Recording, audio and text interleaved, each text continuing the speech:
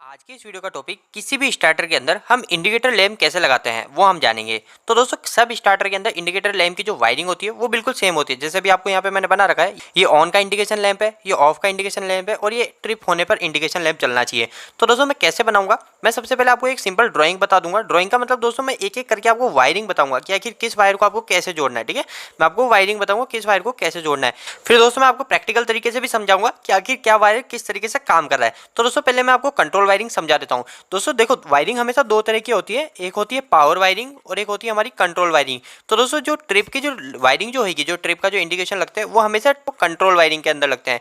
जो power wiring होती है वो पावर वायरिंग हमेशा सेम होती है। अब पावर वायरिंग स्टार डेल्टा हो, डीओल स्टार्टर हो, रिवर्स फॉरवर्ड स्टार हो, सब स्टार्टर में वो की वही पावर वायरिंग रहेगी। बस फर्क पड़ेगा दोस्तों कंट्रोल वायरिंग का। तो कंट्रोल वायरिंग में भी ज्यादा डिफरेंस नहीं होता है। अगर आप किसी भी एक स्टार्टर की अगर कंट्रोल वायरिंग सीख जाओगे इंडिकेशन लैंप लगाने की, तो आप सब स्टार्टर के अंदर उसको अप्लाई कर सकते हो। तो दोस्तों मैं आपको समझाने की कोशिश करता हूँ। दोस्तों देखो, सबसे पहले हम एक फेस वायर लेते हैं। आपको पता है हम कंट्रोल के लिए कोई सा भी एक फेस उठा लेते हैं, कोई सा भी आर वाई भी कोई सा भी एक फेस ले लूंगा।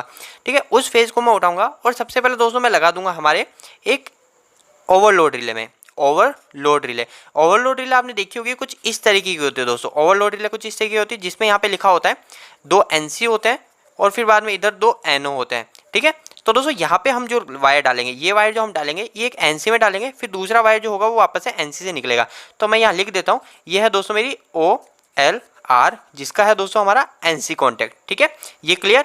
अब इसके बाद में दोस्तों जो एक एनसी में डाला और दूसरे एनसी से जो निकला, वो एनसी निकलने के बाद में दोस्तों हमारा जाएगा एक एनसी पुश बटन में। अब एनसी पुश बटन क्या होता है, ये जो हमारा जिसमें पीछे एनसी यानी जो रेड कॉन्टैक्ट है ना, ये एनसी कॉन्टैक्ट है, जैसा आपको यहाँ पे दिख रहा है एनसी, और ये एनओ है। मैंने अभी इसमें एनसी भी डाल रखा है, एनओ भी डाल रखा है, पर दोस्तों अभी मैं एनओ निकाल दूंगा और एनसी रहने दूंगा। ठीक है, एनसी में डालेगा और एनसी से वापस से इधर निकल जाएगा और वो जाएगा दोस्तों हमारा एनओ में। अब एनओ क्या है, ये एनओ ये वाला कॉन्टैक्ट है। ठीक है, ये हमारे जो पुश बटन होते हैं ना, उस पुश बटन के पीछे होते हैं एनसी एनओ कॉन्टैक्ट। मैं आपको इसको भी अभी अच्छे से समझा दूंगा, डोंट वरी। ठीक है, ये हो गया दोस्तों हमारा एनसी। तो मैं यहाँ लिख देता हूँ NC contact push button PB. ठीक है, और इसके बाद में दोस्तों जो इसके एनसी से निकला, इसके भी 2 कॉन्टैक्ट दिख रहे हैं आपको, एक इधर और एक इधर। तो एक के अंदर हमारा ओवरलोड रिले से वायर निकला, वो घुस गया, और दूसरा जो निकला वो हमारा एनओ पुश बटन में गया। यानी ऐसे 2 पुश बटन लगेंगे। एनओ का जो होता है दोस्तों ये स्टार्ट का पुश बटन होता है। जो एनओ होता है यहाँ पे मैं लिख देता हूँ एनओ पुश बटन, और यहाँ पे मैं लिख देता हूँ स्टार्ट पुश बटन, स्टार्ट का पुश बटन होता है। और जो एनसी होता है वो होता है दोस्तों स्टॉप पुश बटन। आपने देखे होंगे जो स्टॉप का जो पुश बटन होता है वो अधिकतर हम रेड कलर का उपयोग करते हैं, और जो रेड कलर का पुश बटन होता है उसी के अंदर हम ये नीचे रेड कलर का एलिमेंट लगाते हैं। अभी मैंने इसमें ऐसे ही लगा रखा है किसी और कारण से। तो दोस्तों ये एलिमेंट इसमें नहीं लगेगा, ये हमारा एनसी, ये हमारा स्टॉप पुश बटन में लगेगा जो कि रेड कलर का होगा। तो दोस्तों जो वायर हमारा इस एनसी से निकला, इस एनसी के दूसरे एलिमेंट से निकला, वो हमारा इस एनओ में जाएगा और इस एनओ के आउटपुट से, इधर एनओ के आउटपुट से निकल जाएगा और वो हमारा डायरेक्ट जाके जुड़ जाएगा कॉन्टैक्टर के अंदर। अब कॉन्टैक्टर के अंदर आपको पता है 2 पॉइंट होते हैं, एक A1 पॉइंट होता है और एक A2 पॉइंट होता है। किसी भी कॉन्टैक्टर को चलाने के लिए 2 उसमें हमको सप्लाई वायर होते हैं।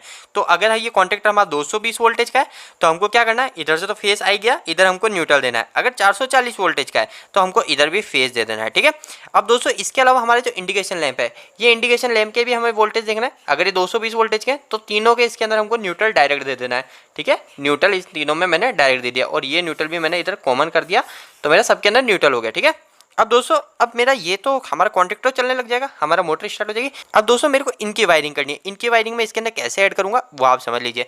सबसे पहले दोस्तों इसके अंदर मैं आपको एक और चीज़ बताऊं, अभी मेरे को इसमें एक होल्डिंग का भी सप्लाई जोड़नी है। होल्डिंग की सप्लाई, होल्डिंग की सप्लाई क्या होती है दोस्तों, होल्डिंग का मतलब ये होता है दोस्तों जब तक मैं इसको बटन को दबाए रखूंगा, जैसे मैं इसको दबा रहा तो मेरी मोटर चल जाएगी, पर जैसे मैं इसको छोड़ दूंगा तो मेरी वापस से मोटर बंद हो जाएगी। तो मेरे को इसको एक बार दबा के छोड़ दिया तो मेरी मोटर कंटिन्यू चलनी चाहिए। जैसे मैं आया और इसको दबाया, मेरी मोटर चल रही है और कंटिन्यू चलनी चाहिए। ऐसा नहीं कि मैं इसको दबा रहा हूँ जब तक ही चले, तो वो होता है दोस्तों होल्डिंग। तो उस होल्डिंग के लिए क्या करते हैं दोस्तों, जो एनओ के अंदर हम इसके अंदर वायर जोड़ते हैं और एक वायर इधर से निकालते हैं, उसके लिए हम इधर से एक लूप लगाते हैं और वो जोड़ देते हैं दोस्तों इधर हम कॉन्टैक्टर के एनओ में। ये हो गया हमारा कॉन्टैक्टर का एनओ। ठीक है, ये हमारा कॉन्टैक्टर को मैं के से रिप्रेजेंट कर रहा हूँ और ये हो गया दोस्तों कॉन्टैक्टर का एक एनओ। ठीक है, एनओ एड ऑन ब्लॉक जो लगता है। ठीक है, अब दोस्तों हम जोड़ लेते हैं हमारे ये ट्रिप वायरिंग। तो दोस्तों अब इन तीनों इंडिकेशन लैम्प को मैं एक एक करके जोड़ता हूँ। तो सबसे पहले मैं ट्रिप वायर को जोड़ता हूँ। ट्रिप आगे ट्रिप कब होएगा आपको पता है दोस्तों, ट्रिप तभी होगा जब हमारी जो ओवरलोड रिले है ये ओवरलोड रिले ट्रिप करती है। ट्रिप हमारी ओवरलोड रिले करती है तो हम क्या करेंगे दोस्तों, ट्रिप का मतलब क्या है दोस्तों आप ये समझिए। जैसे हमारी जो ये ओवरलोड रिले है, ठीक है, मैं थोड़ा आपको बताने की कोशिश करूंगा। तो ये ओवरलोड रिले के दो एनो कॉन्टैक्ट है, ठीक है, एनो कॉन्टैक्ट है। तो एनो कॉन्टैक्ट हमेशा ओपन ही रहेंगे, मतलब मैंने इधर कोई फेस वायर दे रखा है तो मेरा वो इधर नहीं निकलेगा, तब तक नहीं निकलेगा जब तक मेरी ये OLR ओवरलोड रिले ट्रिप नहीं होती है। तो जैसे ही मैं ओवरलोड रिले ट्रिप होगी तो मेरा जो इधर जो मैंने फेस दे रखा है वो मेरा इधर से निकल जाएगा और ये फेस को मैं हमारे ट्रिप बटन में दे दूंगा, ताकि जब भी हमारी ट्रिप हो ओवरलोड रिले तो हमारे ट्रिप का इंडिकेशन आ जाए। तो दोस्तों मैं क्या करूंगा, इसके पहले से ओवरलोड रिले का जो इनपुट में हमारा जो वायर घसा उसकी को मैं इधर से निकाल लूंगा और इसी को मैं ओवरलोड रिले के एक एनो में डाल दूंगा। ये हो गया दोस्तों OLR का एनो कॉन्टैक्ट। तो इधर से मैं ले जाके हमारे इधर ट्रिप में जोड़ दूंगा, ठीक है। इसको मैं अभी और अच्छे से समझा दूंगा अगर आपको क्लियर नहीं हुआ हो तो। इसके बाद में दोस्तों दूसरा, अब मैं किसी ऑफ पुश बटन और ऑन पुश बटन की वायरिंग कैसे करूंगा।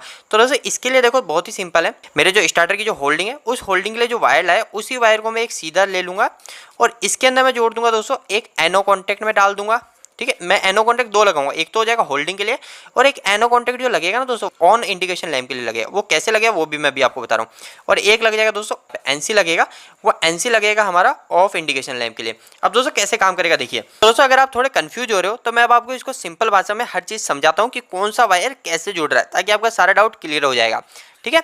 तो दोस्तों देखो क्या होता है, सबसे पहले मैं फेस वायर उठाता हूँ, ठीक है, फेस वायर उठाता हूँ। ये जाता है मेरा ओवरलोड रिले के NC कॉन्टैक्ट में।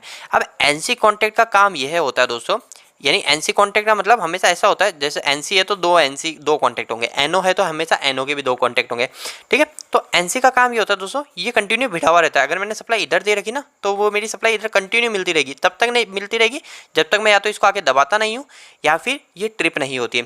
तो दोस्तों देखो अब NC की सप्लाई मैंने अभी आपको जैसे बताया कंटिन्यू मिलती रहेगी, तो वो मेरी सप्लाई यहाँ पे आ जाएगी, ठीक है।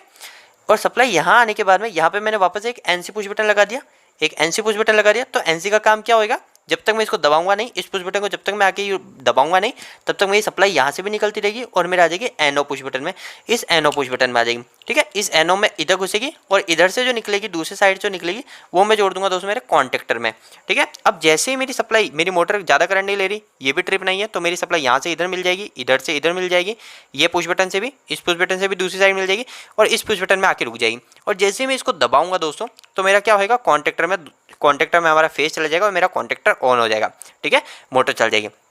अब दोस्तों मैंने इंडिकेशन की वायरिंग कैसे करी वो समझिए। देखो दोस्तों इसके पहले से जो हमारा जो रिले के अंदर जो वायर जा रहा है ओवरलोड रिले के अंदर, उसके पहले से ही मैं एक वायर उठाऊंगा, उसके पहले से एक वायर उठाऊंगा और रिले के ही एनो में जोड़ दूंगा। रिले के भी दो पॉइंट होते हैं, एक एनो होता है और एक NC होता है। अब मैं रिले के एनो में जोड़ दूंगा ना दोस्तों, तो क्या होगा दोस्तों, जब भी मेरी रिले ट्रिप होगी तो ट्रिप होने के केस में दोस्तों ये एनो होता है ना, ये NC हो जाता है, मतलब ये ऐसे भिड़ जाता है। तो मेरा जो फेज इधर मिल रहा था वो मेरे को इधर मिलने लग जाएगा, पहले नहीं मिल रहा था ना इस वायर पे। तो अब जैसे भी ये ट्रिप होगी तो मेरा फेज इधर भिड़ जाएगा और जैसे ट्रिप होगी मोटर, मेरे को पता चल जाएगा मोटर ट्रिप हुई है और मेरा ये इंडिकेशन लैम्प चल जाएगा, ठीक है, ये इधर भिड़ जाएगा एनो। अब दोस्तों दूसरी वायरिंग मैंने किसकी करी, अब दोस्तों बाद में मैंने करी ऑन इंडिकेशन की वायरिंग। ऑन इंडिकेशन की वायरिंग कब करनी चाहिए पहले आप ये समझिए। ऑन इंडिकेशन की वायरिंग तभी होनी चाहिए ना जैसे मेरा कॉन्टेक्टर ये ऑन हुआ और मेरा ये ऑन LED लाइट चल जानी चाहिए। तो दोस्तों देखो मैंने कैसे किया, जैसे मैं इस पुश बटन को दबाता हूँ, जैसे मैं इस पुश बटन को दबाता हूँ तो मेरा क्या होगा, कॉन्टेक्टर ऑन हो जाएगा, ठीक है। कॉन्टेक्टर ऑन हो जाएगा तो कॉन्टेक्टर ऑन होने के बाद में क्या होगा, जो भी कॉन्टेक्टर के जो टर्मिनल है, जैसे ये कॉन्टेक्टर के एनो टर्मिनल है, ठीक है, दो एनो है, ठीक है, और दो NC है, ठीक है, ये मैं मान लेता हूँ, एक NO है और एक NC टर्मिनल है, ठीक है। तो दोस्तों कॉन्टेक्टर जब तक बंद है तब तक मैंने इधर दोनों में, जैसे मैंने अभी यहाँ तक दिखा रखा है ना, एक NO में दे रखी है, एक NC में सप्लाई दे रखी है, ये एड ऑन ब्लॉक मानिए इसको। तो इन दोनों में मैंने सप्लाई दे रखी है, पर जैसे ही हमारा कॉन्टेक्टर ऑन हो जाएगा तो NO NC हो जाएगा। NO NC का मतलब ये NO है ना, ऐसा है ना NO, तो ये नीचे, अभी सप्लाई इधर है तो इधर नहीं जा रही है, पर जैसे मेरा कॉन्टेक्टर ऑन हो जाएगा तो ये नीचे चले जाएगा, यहाँ से नीचे इधर भिड़ जाएगा, तो मेरी सप्लाई इधर जाने लग जाएगी और मेरा ऑन पुश बटन चल जाएगा। तो दोस्तों अब समझा देता हूँ ऑफ की लाइट का कनेक्शन कैसे हुआ। तो ऑफ की लाइट का कनेक्शन हुआ दोस्तों NC कॉन्टेक्ट में, ये देखो ये होता है दोस्तों NC कॉन्टेक्ट। मैंने एक फेस इधर दिया, इधर से फेज दूसरा फेज ले जाके मैंने इधर दे दिया ऑफ इंडिकेशन लाइट में, ठीक है, ऑफ की लैंप में, ठीक है। तो दोस्तों क्या होगा, जैसे ही मैं कॉन्टेक्टर को स्टार्ट करूँगा, अभी तो मेरा कॉन्टेक्टर स्टार्ट नहीं है, तो मेरा क्या होगा दोस्तों, ये लैंप में सप्लाई कंटिन्यू जाती रहेगी। पर जैसे मेरा कॉन्टेक्टर ऑन होगा तो ये जो NC कॉन्टेक्टर है इस पर इधर प्रेशर लगेगा और ये नीचे आ जाएगा, तो मेरे इधर सप्लाई जाना बंद हो जाएगी और मेरा लैंप चलना बंद हो जाएगा। पर जैसे ही मैं इसको बंद कर दूंगा, वापस से इससे बंद करूंगा मेरे कॉन्टेक्टर को, तो मेरा वापस से ये जो पत्ती है ये पत्ती ऊपर आ जाएगी और यहाँ भिड़ जाएगी और मेरा वापस से लैंप चलने लग जाएगा। तो दोस्तों उम्मीद है कि इस वीडियो से आपके कुछ ना कुछ डाउट क्लियर हुए होंगे। आपको ये वीडियो कैसा लगा, इस वीडियो को लाइक करके जरूर बताना। दोस्तों अगर आपका कोई भी सवाल या फिर सुझाव इस वीडियो के प्रति रह गया है तो आप मुझे नीचे कमेंट बॉक्स में कमेंट करके पूछ सकते हैं। इलेक्ट्रिकल की वीडियोस अगर आप हिंदी में देखना पसंद करते हैं, आज ही चैनल को सब्सक्राइब कर लीजिए। आज के लिए इतना ही, धन्यवाद।